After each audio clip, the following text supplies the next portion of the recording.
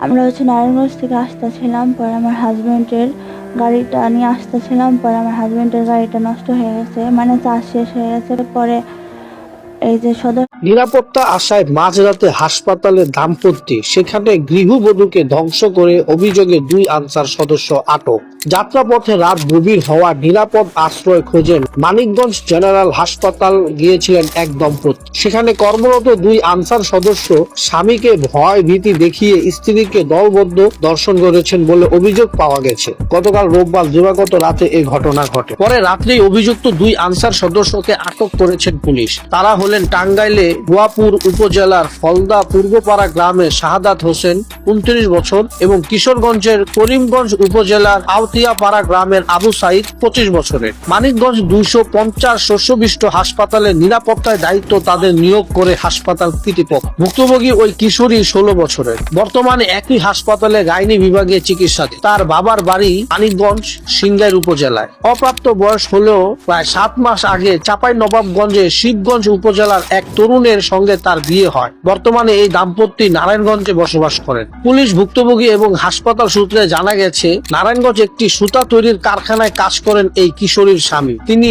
Battery চালিত ভ্যানে সুতা পরিবহন করেন। গতকাল বেলা 3টার দিকে নারায়ণগঞ্জ থেকে স্বামী ব্যাটারি চালিত ভ্যান করে মানিকগঞ্জ সদর উপজেলায় নানার বাড়িতে বেড়াতে বের হয় এই কিশোরী। রাত 12টার দিকে জেলা সদর হাসপাতালে অদূরে মানিকগঞ্জ বাস স্ট্যান্ড এলাকায় এলে ভ্যানের ব্যাটারি চার্জ শেষ হয়ে যায়। পরে নিরাপত্তার বিষয়টি বিবেচনা করে রাত 12:30টার দিকে হাসপাতালে জরুরি বিভাগের সামনে একটি গাছের নিচে আশ্রয় নেন। সেখানে দায়িত্বর আনসার সদস্য শাহাদাত হোসেন ও আবু সাইদ নিরাপত্তার কথা বলে হাসপাতালে তলা নতুন ভবনের নিচতলায় কিশোরী ও তার স্বামীকে নিয়ে যান। এরপরে ভয়ভীতি দেখিয়ে স্বামীকে নিচে আটকে রেখে ভবনের 2য় তলায় নিয়ে গিয়ে কিশোরীকে ধর্ষণ করেন এই 2 আনসার সদস্য। পরে নিচতলায় নেমে কিশোরী তার স্বামীকে পুরো বিষয়টি জানায়। বিষয়টি জানাজানি হলে হাসপাতালে ভর্তি রোগীর স্বজনদের সহযোগিতায় 2 আনসার সদস্যকে আটক করা হয়। পরে খবর পেয়ে হাসপাতাল থেকে এই 2 আনসার সদস্যকে আটক করে থানায় নিয়ে যায় পুলিশ।